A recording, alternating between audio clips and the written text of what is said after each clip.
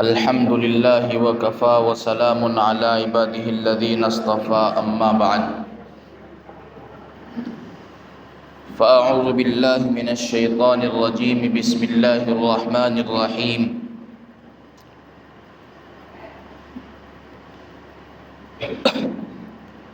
ولله على الناس حج البيت من استطاع إليه سبيلا ومن كفر فإن الله غني عن العالمين وعن أبي هريرة رضي الله عنه سئل عن النبي صلى الله عليه وسلم أي الأعمال أفضل قال إيمان بالله ورسوله قيل ثم ماذا قال جهاد في سبيل الله قيل ثم ماذا قال حج مبرور رواه البخاري او كما قال رسول الله صلى الله عليه وسلم سبحان ربك رب العزة عما يصفون وسلام على المرسلين والحمد لله رب العالمين اللهم صل على سيدنا مولانا محمد وعلى آلہ واصحابہ وبارک وسلم۔ اجازت ہو تو میں بھی شامل ان میں جا کے ہو جاؤں، اجازت ہو تو میں بھی شامل ان میں جا کے ہو جاؤں، سنا ہے کل تیرے در پر ہجوم عاشقہ ہوگا۔ عزیزان محترم، میں اور آپ اس وقت میں جن لمحات میں زندگی کے ساعات کو اور قیمتی گھڑیوں کو بسر کر رہے ہیں، وہ ماہ ذی قعدہ کا مہینہ اور اس کی 10 تاریخ ہے۔ دوسرے لفظوں میں یہ کہیے کہ یہ ایام جو اس وقت میں ہم گزار رہے ہیں یہ حج کے ایام ہیں، یہ حج کے مہینے ہیں، اس لیے کہ حدیث میں ہمیں ملتا ہے کہ حج کے 3 مہینے ہیں، شوال، ذی قعدہ اور ذی الحجہ کا شروع کا عشرہ۔ تو یہ ایام جو ہوتے ہیں یہ حج کے مہینے کہلاتے ہیں۔ ایک مہینہ تو گزر چکا ہے جو شوال کا تھا، اور دوسرا یہ مہینہ ہے جس میں ہم اور آپ زندگی گزار رہے ہیں، ذی قعدہ کا مہینہ، اور ذی قعدہ کی 10 تاریخ ہے۔ حالانکہ بات یہ بھی ہے کہ جو حج کے ارکان جو ادا کیے جاتے ہیں وہ ذی الحجہ کے عشرے میں ادا کیے جاتے ہیں۔ 8 تاریخ سے لے کر کے 12 تاریخ تک حج کے سارے ارکان جو قیمتی ارکان ہوتے ہیں وہ ادا کیے جاتے ہیں۔ لیکن ان 2 مہینوں کا مطلب کیا ہے؟ اللہ کے رسول صلی اللہ علیہ وسلم نے ان تینوں مہینوں کو حج کے مہینے کیوں قرار دیا ہے؟ اس کی وجہ علماء کرام نے لکھی ہے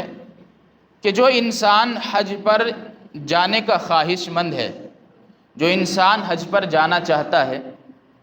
تو اس کی وجہ علماء نے اور مفسرین نے، محدثین نے یہ لکھی ہے کہ ان 3 مہینوں کو حج کے مہینے اس لیے قرار دیا گیا کہ ان 3 مہینوں میں حاجی اگر حج کے لیے جائے تو اس میں شوال سے جب وہ جائے گا تو اس وقت میں حج کا احرام باندھنا اس کے لیے جائز ہوگا۔ اگر حج کے لیے ان 2 مہینوں سے پہلے جائے گا، یعنی شوال سے بھی پہلے حج کے لیے جائے گا، تو حج کا احرام باندھنا اس کے لیے جائز نہیں ہوگا۔ اگرچہ جو شوال کے مہینے سے پہلے حج کے لیے احرام باندھا جائے گا اس سے حج تو ادا ہو جائے گا، لیکن جائز نہ ہونے کی وجہ سے اس کا حج جو ہے وہ مکروہ ادا ہوگا۔ اس لیے علماء نے لکھا ہے کہ یہ 3 مہینے، شوال کا مہینہ، ذی قعدہ کا مہینہ اور ذی الحجہ کا پہلا عشرہ، یہ حج کے مہینے کہلاتے ہیں۔ یعنی اگر کوئی انسان حج پر ان 2 مہینوں میں جانا چاہے، شوال سے لے کر کے جانا چاہے، تو اس کے لیے جانے کی گنجائش ہے، جانے کی اجازت ہے، اور وہ حج کا احرام شوال کے شروع کی تاریخ سے باندھ سکتا ہے۔ حج جو ہے وہ ان ارکان میں سے ہے جن کے اوپر اسلام کی بنیاد ٹکی ہوئی ہے۔ چنانچہ رسول کریم صلی اللہ علیہ وسلم نے ایک حدیث مبارکہ میں ارشاد فرمایا بنی الاسلام علی خمسین، شہادتی اللہ الہ الا اللہ وان محمد الرسول اللہ واقام الصلاۃ وایتاء الزکاۃ والحج وصوم رمضان۔ یہ سمجھیے کہ اسلام کے 5 بنیادی پیلر ہیں،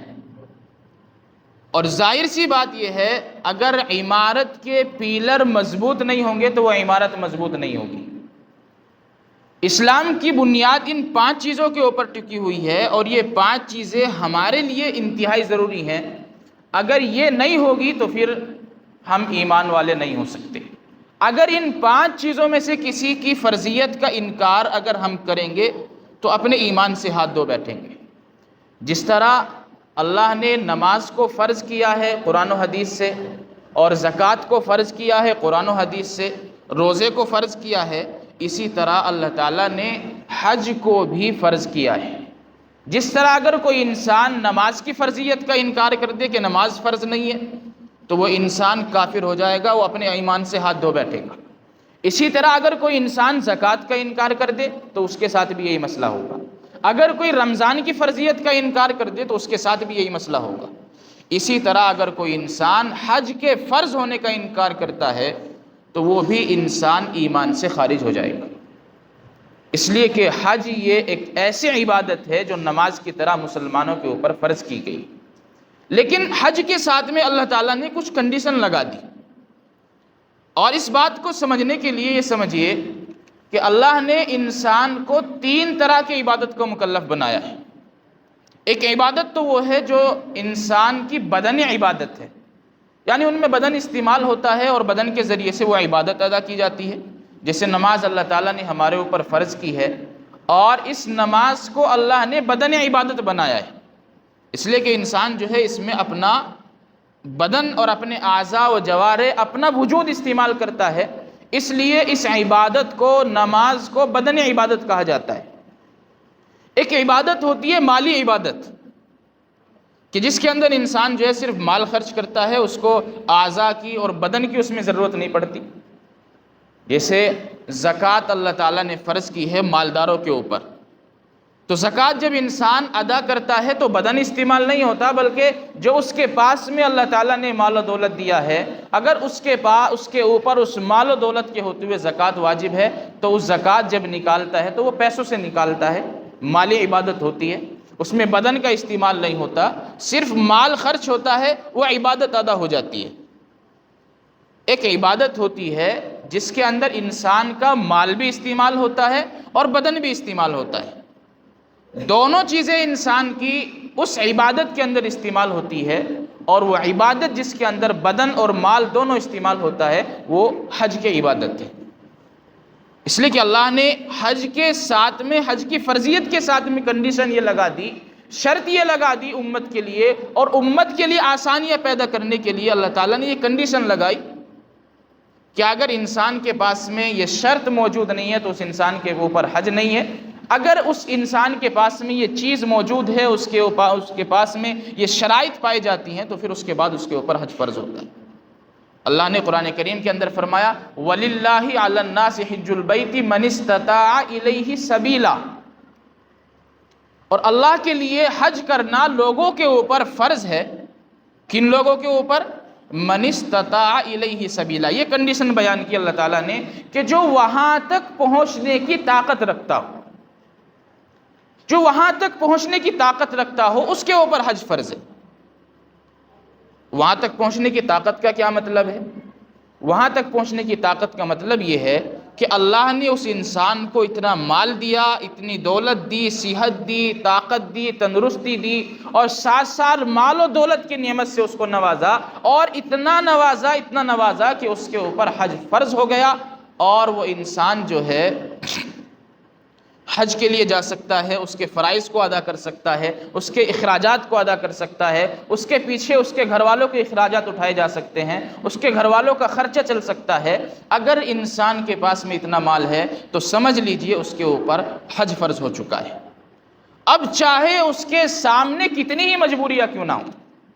جب اللہ نے اتنا مال دے دیا کہ اس کے اوپر حج فرض ہے، تو اب حج کی ادائیگی سے کوئی چیز اس کے سامنے رکاوٹ نہیں بن سکتی، مانع نہیں بن سکتی، کوئی بہانہ اس کے سامنے نہیں چل سکتا۔ آج انسان کے اوپر حج فرض ہو جاتا ہے، لیکن بہانہ کیا ہوتا ہے کہ مجھے بچوں کی شادی کرنی ہے۔ یاد رکھیں، شریعت نے بچوں کی شادی کو عذر نہیں مانا ہے۔ اگر انسان کے پاس میں مال و دولت کی کثرت ہے اور وہ سمجھتا ہے کہ میں بچوں کی شادی کر دوں گا اور اس کے بعد حج کے لیے جاؤں گا، اللہ کے رسول صلی اللہ علیہ وسلم نے یہ نہیں فرمایا کہ تم اپنے بچوں کی شادی کے بعد حج پر جاؤ، بلکہ فرمایا نبی کریم صلی اللہ علیہ وسلم نے تعجلوا الی الحج یعنی الفریضہ، قال فإن أحدكم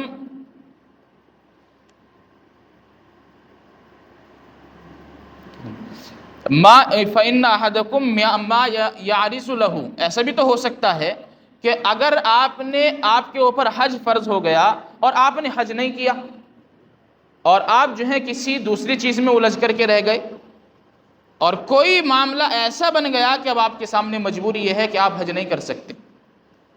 ایسا ہو گیا کہ آپ زیادہ بیمار ہو گئے، آپ وہاں تک جانے کی طاقت نہیں رکھتے، اب مال تو موجود ہے لیکن آپ حج نہیں کر سکتے،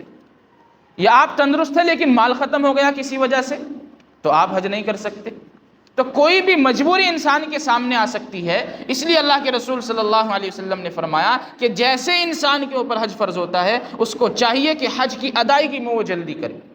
کہ ہو سکتا ہے کہ اس کے سامنے کوئی ایسا عذر پیش آ جائے جس کی وجہ سے وہ بعد میں حج نہ کر سکے۔ لیکن ہمارے یہاں تو باقاعدہ یہ نظام ہے اور یہ تسلسل کے ساتھ یہ بات جاری ہے کہ اگر کسی انسان کے اوپر حج فرض ہو گیا ہے، مال و دولت سے اللہ تعالیٰ نے اس کو اتنا نوازا ہے کہ وہ حج اس کے اوپر حج فرض ہے، تو وہ حج کی فرضیت کے لیے کوشش نہیں کرتا، حج کی ادائیگی کے لیے کوشش نہیں کرتا، بلکہ اگر انسان کے پاس میں ایک پلاٹ آ گیا ہے تو دوسرا پلاٹ خریدنے کی کوشش کرتا ہے، اگر دوسرا آ گیا تیسرا خریدنے کی کوشش کرتا ہے۔ لیکن اس طرف اس انسان کا ذہن ہی نہیں جاتا کہ تیرے اوپر ایک جو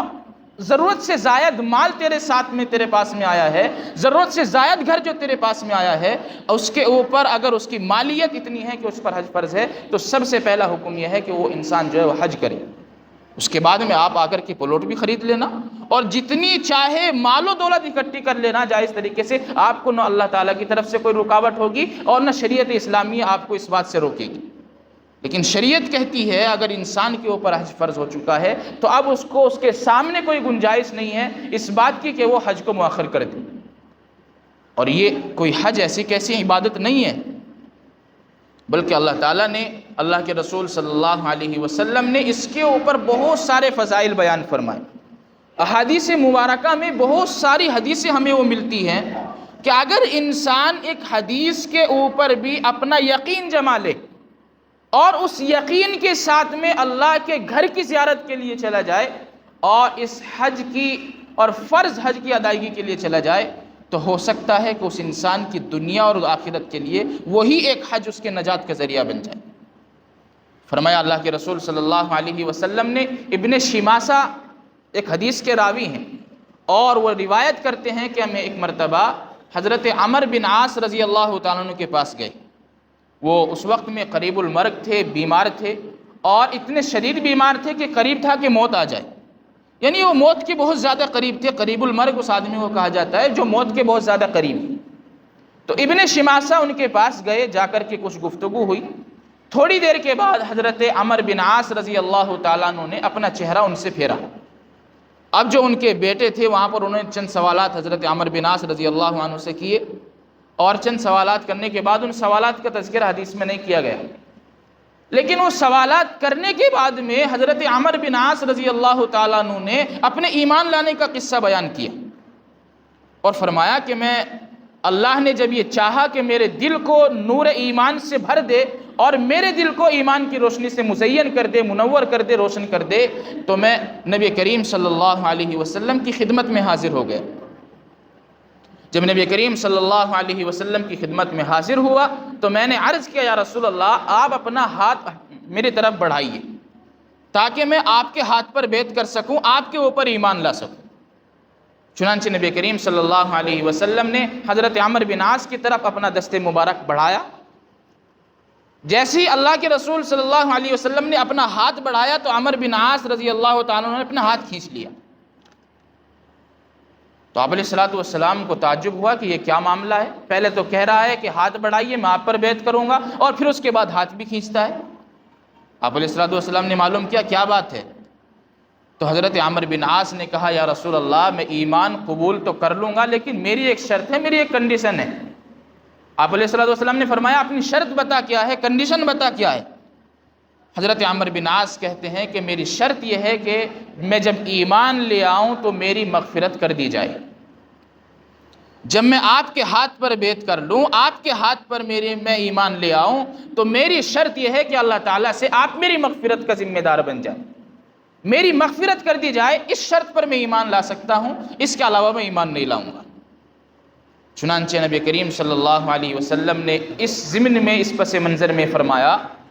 اما علمت ان الاسلام یہدم ما کان قبلہ، کہ عمرو بن عاص کیا تجھے معلوم نہیں ہے کہ جب انسان ایمان میں داخل ہو جاتا ہے، اسلام کے قافلے میں داخل ہو جاتا ہے، تو اس سے پہلے جتنے بھی گناہ کیے ہیں،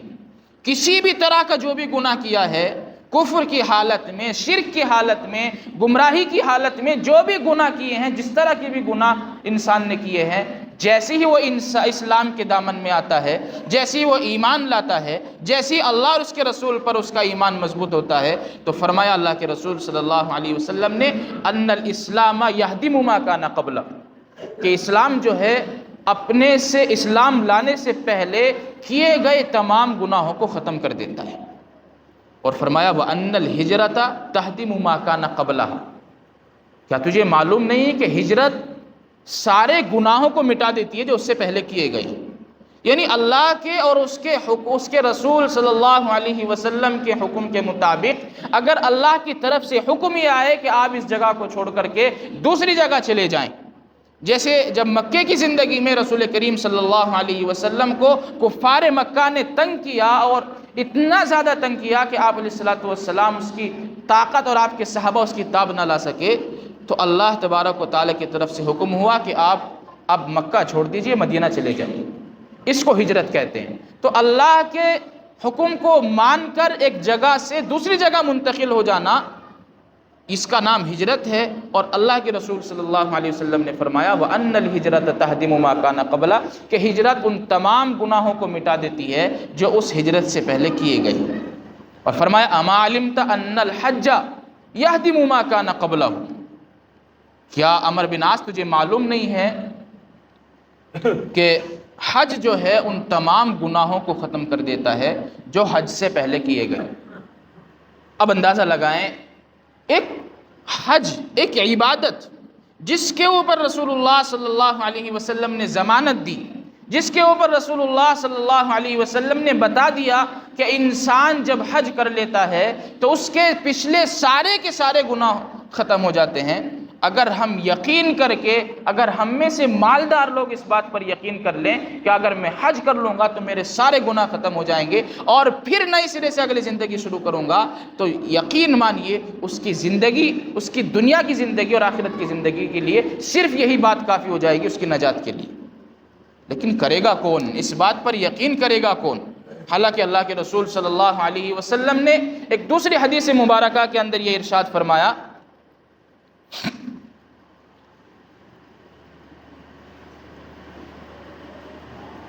من حج للہ فلم یرفس ولم یفسق رجع کیوم ولدتہ امہ، جب انسان حج کے لیے جاتا ہے اور اس حج میں نہ کوئی گناہ اس سے صادر ہوتا ہے، نہ کوئی بیہودہ بات اس سے صادر ہوتی ہے، نہ کوئی ایسا عمل اس سے صادر ہوتا ہے کہ جس کی وجہ سے اس کا یہ حج ختم ہو جائے یا اس کی وجہ سے اس کا حج مقبول نہ ہو، تو اللہ کے رسول صلی اللہ علیہ وسلم نے فرمایا کہ وہ انسان اپنے گھر حج کرنے کے بعد ایسا لوٹتا ہے جیسا کہ آج ہی اس کی ماں نے جنا ہو۔ آج ہی اس کی ماں نے جنا ہو کا کیا مطلب؟ یہ تعبیر اس وقت میں بولی جاتی ہے جب انسان، چونکہ بچہ جب پیدا ہوتا ہے تو بالکل دنیا سے خالی ہاتھ پیدا ہوتا ہے، اور اسی طریقے سے دماغ سے خالی پیدا ہوتا ہے، اور کوئی بھی چیز اس انسان کو، وہ بچہ جو ہے وہ محسوس نہیں کر سکتا، نہ اس کے اوپر کوئی گناہ ہوتا ہے، نہ وہ شریعت کا مکلف ہوتا ہے، نہ اس کے اوپر کوئی لغزش ہوتی ہے، کسی بھی طرح کا کوئی معاملہ اس کے ساتھ میں نہیں ہوتا، صرف بچہ پیدا ہوتا ہے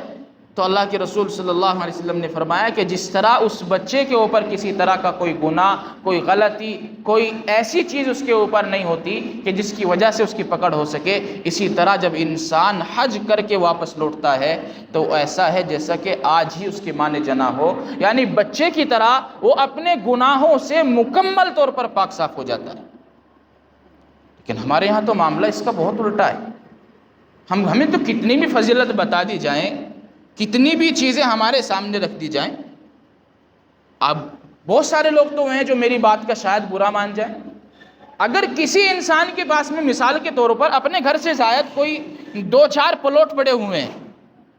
تو وہ انسان یہ سمجھتا ہے کہ میرے اوپر حج فرض نہیں ہے، حالانکہ اس کے لیے حکم یہ ہے کہ اگر تیرے پاس میں ایک پلاٹ ایسا پڑا ہوا ہے جو تیری ضرورت سے زائد ہے تو تیرے اوپر حج فرض ہے، لہٰذا اس کو بیچ اور اللہ کے اس حکم کو ادا کر، اللہ کے اس حکم کی تکمیل کر۔ جب اللہ نے بچوں کی اور لڑکیوں کی شادی کو عذر نہیں مانا، جب اللہ نے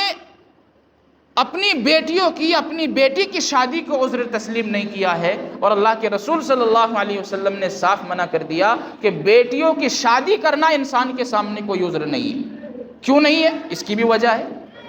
اس لیے کہ بیٹیوں کی شادی ہمارے یہاں کس طرح ہوتی ہے، اگر اندازہ لگائیں آج کا ماحول تو یہ ہے کہ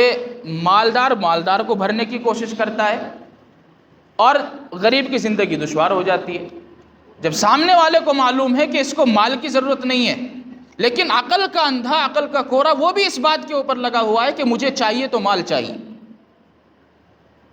اگر ہمیں مال دینا ہی ہے تو کسی ایسے غریب آدمی کو دے دیں جو اس سے ضرورت پوری کر لے۔ اگر ہمیں دوسرے کو اپنی بیٹی کو مال دینا ہے، آپ دیکھیں انسان جو اپنی بیٹی کی شادی کرتا ہے لیکن مال کس کے پاس جاتا ہے؟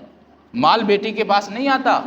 بیٹی کے پاس تو اگر کوئی چیز استعمال کی آتی ہے اس کے کپڑے آتے ہیں، اور اس کا جو فرنیچر ہوتا ہے، اس کے کپڑے رکھنے کی الماریاں ہوتی ہے، یہ چیز اپنی بیٹی کی استعمال میں آتی ہے۔ اس کے علاوہ آپ چاہے کتنی بھی رقم لڑکے والے کو دے دو، وہ لڑکی کے لیے آپ نے نہیں دی ہے بلکہ اس لڑکے والے کو دی ہے جس کا کوئی حاصل ہی نہیں بنتا۔ اور اس میں بھی شریک ہوں، ایسا نہیں ہے آپ لوگ یہ پورا معاشرہ، بلکہ ہم لوگ اس میں برابر کے شریک ہیں۔ اگر آدمی اپنی بچیوں کی شادی کو سادگی کے ساتھ، سنت و شریعت کے ساتھ میں ادا کرے گا تو پھر اس کے سامنے یہ عذر نہیں ہوگا، لیکن مشکل یہ ہے کہ آج ہم نے اپنے آپ کے لیے اپنے بچوں کی شادی کو مشکل خود بنایا ہے، رسول اللہ صلی اللہ علیہ وسلم نے نہیں بنایا۔ آپ دیکھیں اللہ کے رسول صلی اللہ علیہ وسلم نے اپنی بیٹیوں کی شادیاں کس سادگی سے کی ہیں۔ اگر آپ چاہتے، آپ علیہ الصلوۃ والسلام چاہتے تو اپنی بیٹیوں کے لیے نہ جانے کتنے انتظامات کر دیتے۔ وہاں تو حضرت عثمان غنی جیسا صحابی بھی موجود تھا کہ جو ایک رسول اللہ صلی اللہ علیہ وسلم کی خواہش پر، ایک تمنا پر، ایک اشارے پر 300 اونٹ مع ساز و سامان کے قربان کر دے۔ وہاں تو ہر طرح کا مالدار آدمی موجود تھا۔ اگر آپ علیہ الصلوۃ والسلام چاہتے تو آپ کے اشارے پر سارے کے سارے صحابی، سارے کے سارے صحابہ آپ کے لیے اپنا تمام مال و دولت پیش کر دیتے، اور رسول اللہ صلی اللہ علیہ وسلم کو اختیار ہوتا کہ اپنے اس سارے مال کو اپنی بیٹی کے جہیز میں دے دیتے۔ لیکن آپ علیہ الصلوۃ والسلام نے ایسا کیوں نہیں کیا؟ آپ علیہ الصلوۃ والسلام نے ایسا اس لیے نہیں کیا کہ ایسا نہ ہو کل کسی عبادت کو انجام دیتے ہوئے امت کی بیٹیاں ان کے سامنے ان کے آڑے آ جائیں۔ آج ہم عذر پیش کرتے ہیں کہ ہمیں اپنی بیٹی کی شادی کرنی ہے۔ بیٹی کا کیا قصور ہے جب شادی ہم نے مشکل بنائی؟ بیٹی کا کوئی قصور نہیں ہے، بیٹی آپ کو عبادت کرنے سے نہیں روکتی، بیٹی آپ کو حج کرنے سے نہیں روکتی۔ اگر آپ کے اوپر حج فرض ہو چکا ہے تو سب سے پہلا کام یہ ہے کہ آپ حج کریے، آپ اللہ کے اس حکم کی ادائیگی کیجئے، ورنہ ایسا بھی ممکن ہے، ایسا بھی ہو سکتا ہے کہ حج نہ کرنے کی وجہ سے اللہ کی طرف سے ایسی پکڑ آ جائے کہ جس پکڑ کی ہم اور آپ تاب نہ لا سکے، جس پکڑ کی ہم اور آپ طاقت نہ رکھ سکے، یہ بھی ممکن ہے ہمارے ساتھ میں یہ معاملہ ہو جائے۔ اس لیے کہنے کا مقصد یہ ہے کہ اگر انسان کے اوپر حج فرض ہے، اور آدمی حج فرض ہونے کا خود اندازہ لگا سکتا ہے، ضرورت سے زائد اگر اس کے 4-5 پلاٹ پڑے ہوئے ہیں تو اس کے اوپر حج فرض ہے، اب لہذا آپ ایک 25-30 گز کا پلاٹ بیچیے اور حج کریے، اس کے علاوہ آپ کے پاس کوئی چارہ کار نہیں ہے۔ اور حج یہ فرض عبادت ہے، اگر کوئی انسان اس کا انکار کرے گا تو وہ کافر ہو جائے گا، اگر کوئی حج کی فرضیت کا انکار کرے گا تو وہ اسلام کے دائرے سے باہر ہو جائے گا۔ اس لیے حج کی فضیلت کے متعلق باتیں، پھر حج کے ایام کیا ہیں، اسی طریقے سے عورتوں کے حج کے بارے میں، عورتوں کے جہاد کے بارے میں، اور اسی طریقے سے بہت ساری چیزیں اس کے ضمن میں آتی ہیں، پھر قربانی اس کے ضمن میں آتی ہے، بہت ساری چیزیں، بہت سارے احکام اس کے ضمن میں آتے ہیں۔ انشاءاللہ آئندہ ہفتوں میں ان کے متعلق مختصر طور پر بیان کیا جائے گا۔